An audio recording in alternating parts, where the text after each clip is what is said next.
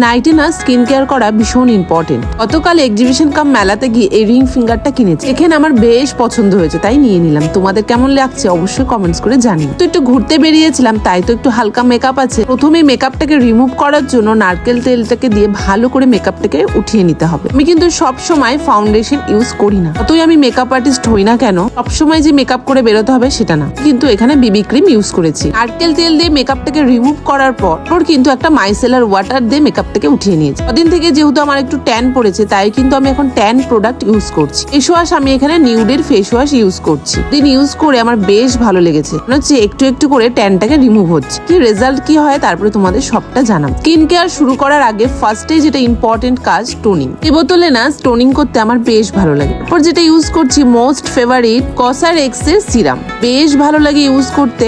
অনেকটা কস্টলি তাই আমি এটা শুধু নাইট স্কিন কেয়ারে ইউজ করি। নতুন একটা নাইট ক্রিম অ্যাড করেছি যেটা হচ্ছে অরিশে ব্রাইটনিং, আমাদের অ্যান্টি রিঙ্কেলস এর জন্য খুব একটা কাজে দেয়। কারা কারা নাইট স্কিন কেয়ার করতে ভালোবাসো একটু কমেন্টস করে জানিও। নাইট ক্রিমটা না ভীষণ লাইট ওয়েট, একটা নাইট ক্রিম নিলে অনেক ক মাস কিন্তু আরামসে চলে যায়। যেহেতু অনেকটা সময় সোশ্যাল মিডিয়াতে দিতে হয় তাই চোখের নিচে কিন্তু একটু হালকা ডার্ক সার্কেল পড়ে গেছে। সেন্ড একটা আই ক্রিম অর্ডার দিয়েছি, যখন আসবে ইউজ করবো তোমাদের সাথে শেয়ার করবো। এখন আপাতত আমি একটা অ্যালোভেরা জেল চোখের নিচে আর কপালের এরিয়াগুলোতে যেহেতু কালো স্প্যাচ আছে সেই এরিয়াগুলোতে আমি ইউজ করছি, তো বেশ ভালো কাজও দিচ্ছে। সার্কেলটা যেহেতু তাড়াতাড়ি রিমুভ করা দরকার তাই আমি ক্রিমটা অর্ডার দিয়েছি। থেকে বিরক্তকর কাজ হচ্ছে চুল বেনি করা। তো আমার চুলটা অত বড় নয়, তবুও চুলটাকে ভালো রাখতে এই কাজটা করতেই হবে।